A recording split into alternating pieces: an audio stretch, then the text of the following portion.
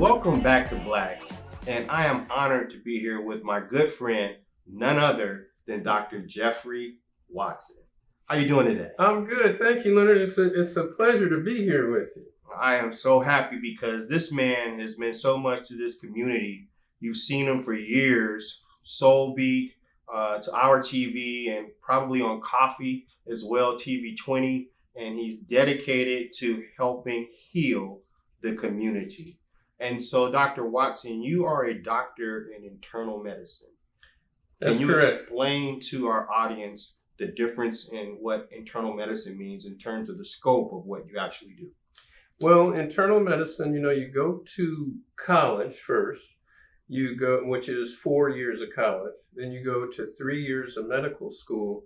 And internal medicine is a specialty. It's kind of the specialty of taking care of adults. General practice, some would call it. Primary care, others would call it. But I take care, as you've always heard me say, people from their nose to their toes.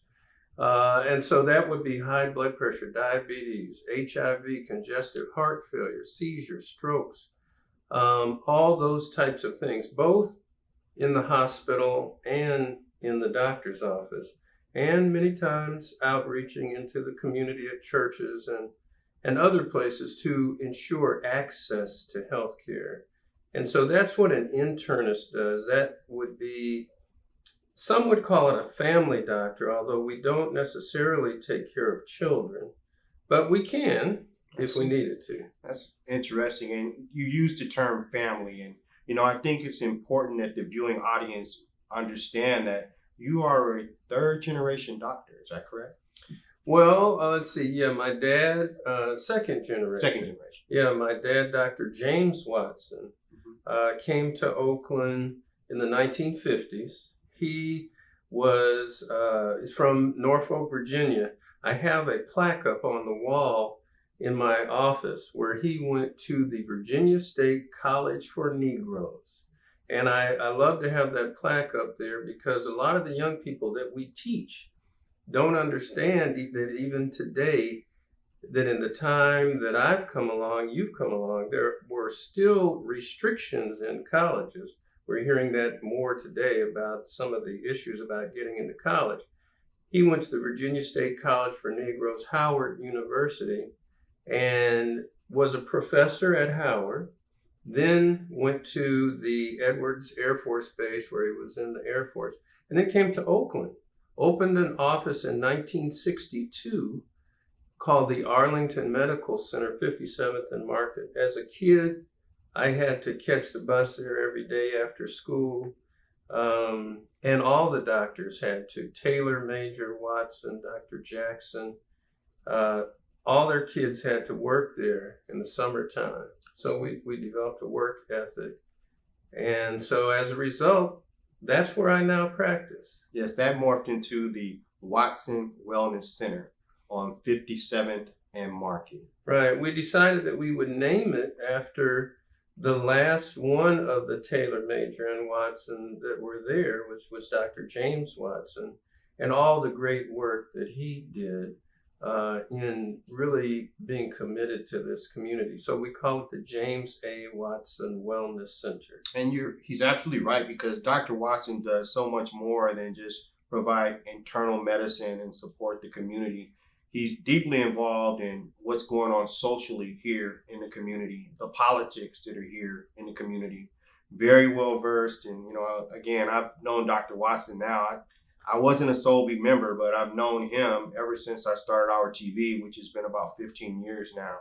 And so, Doctor, can you tell them, was it just more of stepping in the footsteps of your father that led you to this, or is it just the Watson gene? Well, I would have to say mother and father. My mother now 97 years old, Winnie Watson, 97 years old now, she's still alive, was a great, and still, she's met 5 presidents, still a great civil rights activist. She was on many of the commissions and boards in the city of Oakland. I'd come home and there might be members from the Poverty Board, from the Black Panthers, from the NAACP, the Oakland School board meeting in the living room at the house. And she would be talking with them about how can we make Oakland better? How can we make this city better? And she pulled together meetings with these individuals to try to help us unite positively. So I saw that. I opened the door I literally opened the front door for these people coming in and sat and listened to them. So she did a wonderful job, and at one time was going to run for city council.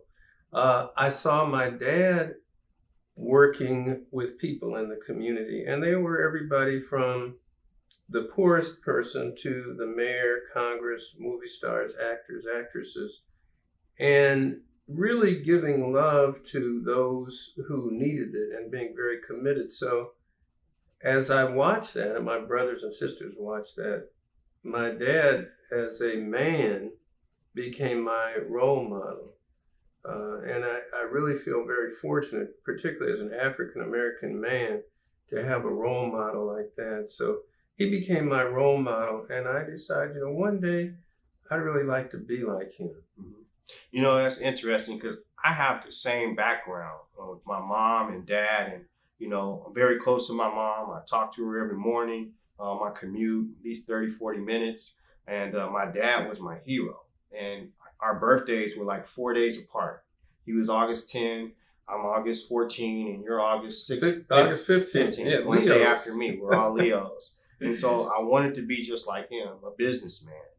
And it kind of manifested itself in me. And, I see the part of your mother in you as well, because you're very deeply rooted in our Blackness and making sure that we're treated the right way. And you've always been about that since I've known you. You've been an advocate, a supporter of Black television. You exemplify that by being on Soul Beat. So since we're talking about Soul Beat, because I want to get back to your childhood and, find out about your ranks, but, some of your fondest memories of Soul Beat. Soul Beat television. Wonderful station. Young lady by the name of Eloise Jackson, who had done a lot of things in Oakland community, including was a wonderful stylist, introduced me to Chuck Johnson at Soul Beat. And I had already been on the radio on KDIA radio station doing medical update with Dr. Michael Lenore and Dr. Ross. Following us was the great John Burris, Legally Speaking. So I had an introduction to some of that. And on Soul Beat, a lot of my colleagues said, that's not as polished of a station that you should be on. You should, wait and try to get on a higher level station. My thing was, I'm not trying to be a movie star. I'm not trying to be an actor. I'm trying to be a doctor, but I also want to communicate with people about their health. Some of the things that we don't know. As I progressed in the healthcare system, and I eventually worked with the Sinclair Miller Medical Association, where I became the president, then the Golden State, which is the statewide physician of African American physicians, and became the president, and then worked nationally, and a Black man became the Surgeon General, Dr. David Satcher, and I worked with him. I realized that there were disparities in disease, and that we had to figure out how to get out and help people understand that there's more hypertension, congestive heart failure, diabetes, homicide, socioeconomic issues in our community. And so we had to communicate that. Sure. One way to communicate it is on television. And so I'm not on a trip about how big the station is or whatever. I want to get with our people.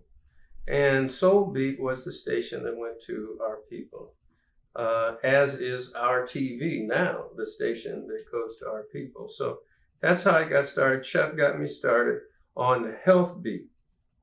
And we interviewed a lot of great people. Dick Gregory was on there. Paul Mooney was on there. The mayor was on there. The Surgeon General was on there.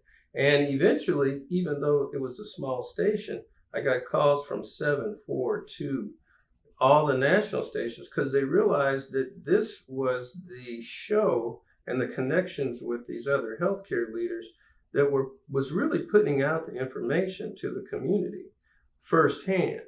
And so it's become something that has helped to become an educational vehicle. And they copied. I mean, because basically you've got people that were kind of next generation, like Dr. Dina Dale, that started putting out information that you were putting out years and years his before. people called. They were watching. See? And a lot of the other stations too.